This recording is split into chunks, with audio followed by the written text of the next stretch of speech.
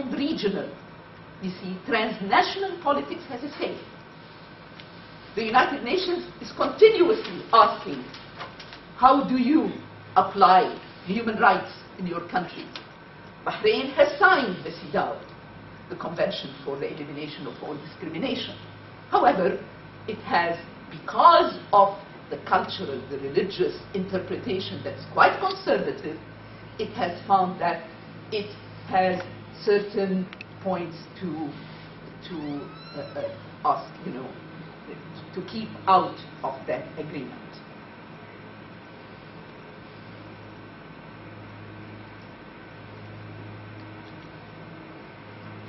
But it is interesting to know that in the election, no woman is running against other women. And they don't. They would get out of the race. All women have service, particularly. It's only the progressive who are blatant, saying, we want codifying women's rights. We want better conditions for women. We want more women in employment. We want empowerment of women to come to the upper echelons of the government, where they are not, unless they are appointed.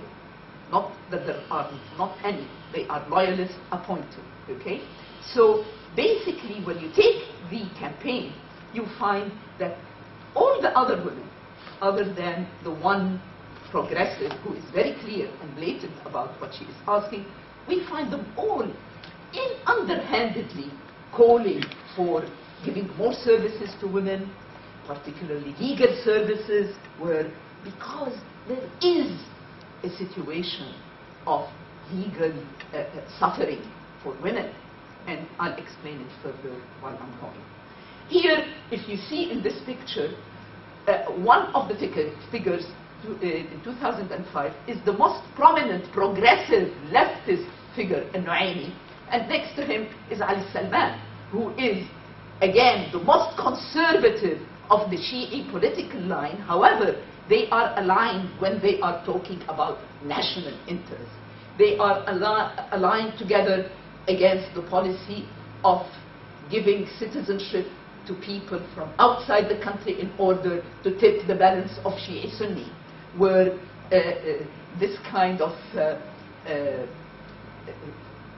of policy has been going on insidiously by the government, bringing in tribal, Syrian, Jordanian, and others, and giving them Bahraini nationality and the interests, welfare of the Bahraini.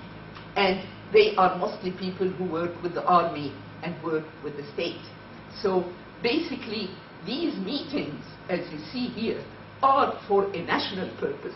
They don't meet on the same campaign. They don't meet on the same political line, but they meet on the basic lines of lack of discrimination, no sectarianism to play a role, and transparency, enough of land being taken by the royal family with nobody given a chance to really have a say in it. All the water frontage of Bahrain has become new, huge buildings owned by members of the royal family because they dumped the sea and created more land. So the villagers who used to live on fishing do not have access to the sea anymore. These are very clear. Anybody who goes to Bahrain, talk to 3 people, the third one, if he has confidence, will tell you the same thing I'm telling you. Don't think that it is hidden, okay? So this is an issue that you see.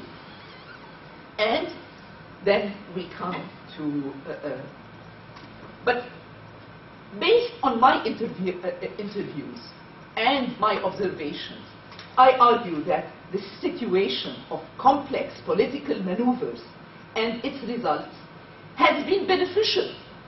It has sharpened the awareness of the people. It has made the issues very clear, even to the simplest of people, where you can talk to the simplest and they can tell you they've taken the land. They give you names. I'll give you some examples.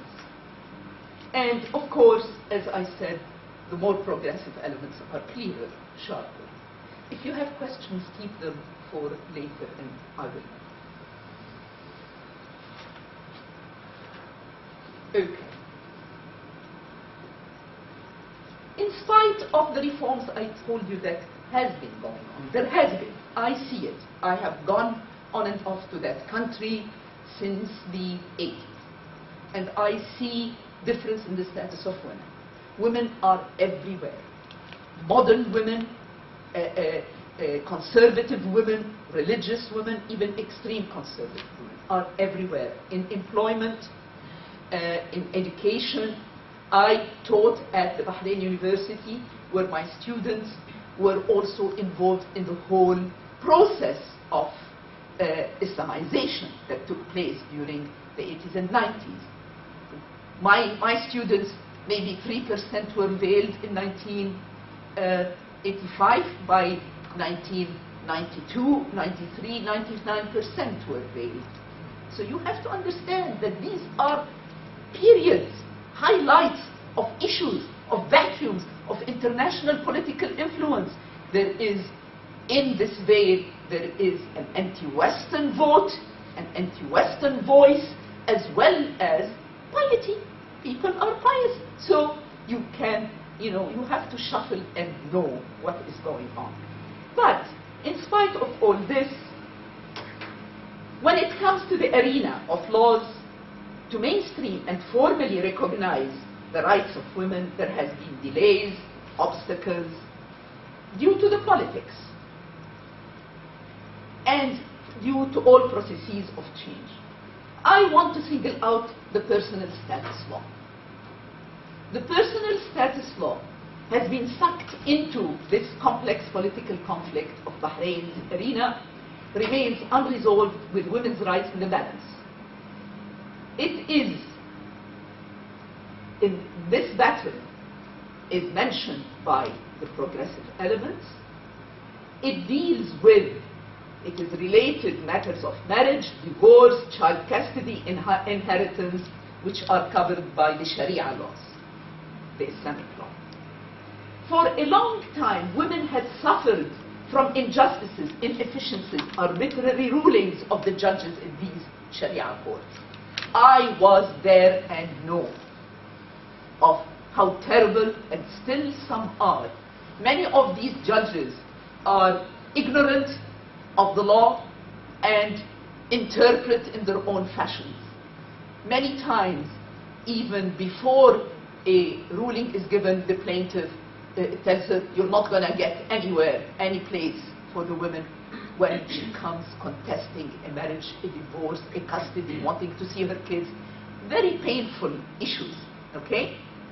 So this has been a problem, and it's very interesting. I'd like to bring to your attention, I have time. I'd like to bring your attention one woman, Ghada Jamshir, who took up this case single-handedly. She is like really Don Quixote, and has gone using shock tactics at going into the Sharia courts, attacking the judges, telling them that she would know their life history, attack them into their personal lives, how very unethical they were, bluntly. I mean, this is not done. Women don't do that in the Middle East, or particularly in the Gulf or in Bahrain. She was known to be pushed, pulled back by the army, by the soldiers, by the police, away from, to the point that the judges began to be scared of her presence. She made it a point. She created an international voice with people. Google her name, you'll get everything about her. Ghada Jamshir. And that, she has caused human rights organizations to really write about her and protect her, because the government is furious with her. They don't want this kind of publicity. They don't want their dirty linen spread all out, and she did. And therefore, she says, I interviewed her, she says that her house is bugged, that the aide to the king has been after her. She says the incredible things about them. She attacks them in their wives, in their